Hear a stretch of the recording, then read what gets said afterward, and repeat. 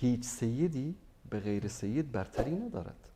رسول الله صلی الله علیه و سلم بنی هاشم را یا اهل بیت خودشان را مستثنا نکردن از این آیات و از روایاتی که در قضیه تبعیض نژادی و برتری بر اساس ایمان و تقوا که ذکر شده است.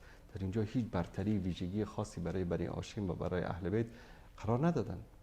اصلا ابدا.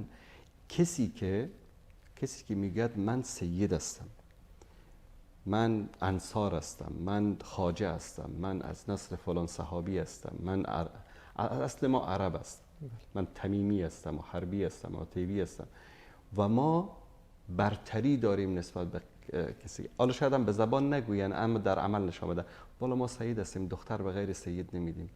تو چه کار هستی؟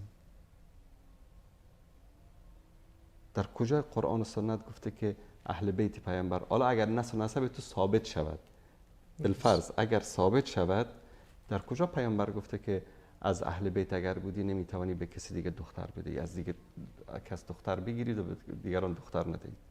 همچین چیزی نیست.